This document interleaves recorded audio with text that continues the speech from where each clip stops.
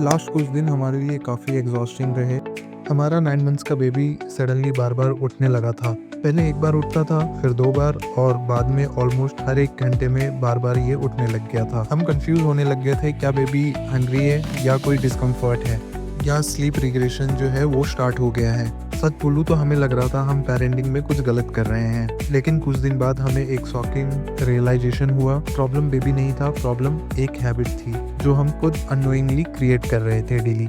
सबसे confusing part ये था कि दिन में सब कुछ नॉर्मल लग रहा था हमें, बेबी हैप्पी था, खेल रहा था, स्माइल कर रहा था, एनर्जी फुल था, लेकिन इसलिए हमें समझ नहीं आ रहा था कि ये प्रॉब्लम जो है वो सिर्फ रात में ही क्यों हो रही है। हर पेरेंट की तरह हम भी सेम चीज ही कर रहे थे। जैसे ही बेबी उठता हम उसे तुरंत पिक कर लेते, कभी फीड करते, कभी रॉक करते, कभी गोद में लेकर के उसे वॉक करने लगते हम। और ऑनेस्टली हमें उस मोमेंट पे लगा कि हम बेबी को जो है कंफर्ट फील करवा रहे हैं और प्रॉब्लम जो है वो सॉल्व हो गई। लेकिन धीरे धीरे एक पैटर्न जो है और एक प्रॉब्लम जो है वो हमें नोटिस होने लगा।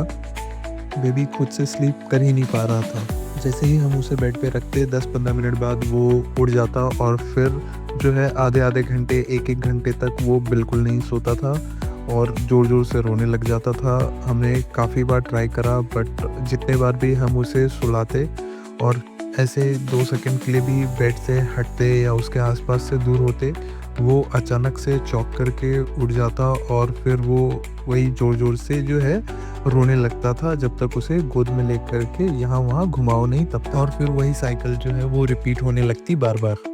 उस वक्त हमें लग रहा था बेबी जो है वो डिपेंडेंट हो रहा है, लेकिन हमें रीज़न जो है वो समझ नहीं आ रहा था। तब हमें पता चला एक कॉन्सेप्ट के बारे में, एसोसिएशन। सिंपल लैंग्वेज में जब बेबी किसी चीज़ के साथ अपने स्लीप को एसोसिएट कर लेते हैं, जैसे फीडिंग, रॉकिंग, होल्डिंग या गोद में लेकर के यहाँ वहाँ वॉक करना, जब भी वो रोने लग जाए इस पर डिपेंडेंट हो जाता है और उसे हर बार जो है वही पैटर्न रिपीट करना होता है। जब कभी भी वो इस तरीके से फील करता है, उसे सेम चीज़ जो है वापस से रिपीट करना होता है उसी पर्सन के साथ। रात में मल्टीपल बार अडल्ट्स की तरह multiple times light sleep phase में आते हैं जैसे बड़े आते हैं, बिल्कुल उसी तरीके से। डिफरेंस बस इतना है कि हम बड़े जो हैं वो वापस से स्लीप कर लेते हैं, बट बेबीज जो हैं वो वही कंडीशन चाहिए होती है जैसे वो स्टार्टिंग में सोते टाइम जिस कंडीशन में वो सोए थे।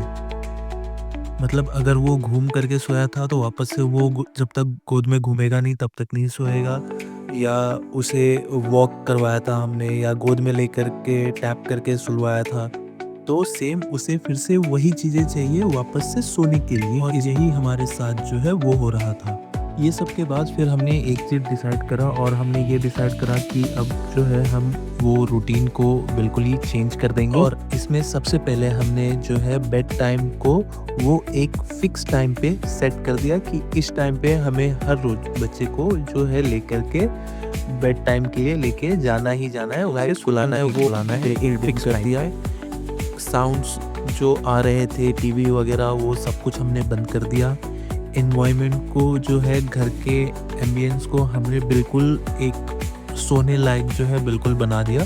बेसिकली हमने सारे के सारे डिस्टर्बेंस जो वो क्रिएट कर सकते थे हमने वो सारी चीज़ें बंद कर दी। हमने एक स्मॉल चेंज जो है वो स्टार्ट किया को कम्प्लीटली सुला के नहीं, बल्कि स्लीपी फेस में ही, जब वो बीच नींद में ही हो, जब मतलब पूरा सोया ना हो, उसी फेस में उसे जो है आधे नींद में उसे बेड पे रख देना। पहले 2-3 दिन जो थे वो इजी नहीं थे, इसके बाद बेबी जो था वो कंफ्यूज था, हम जो है वो कंसिस्टेंट रहे।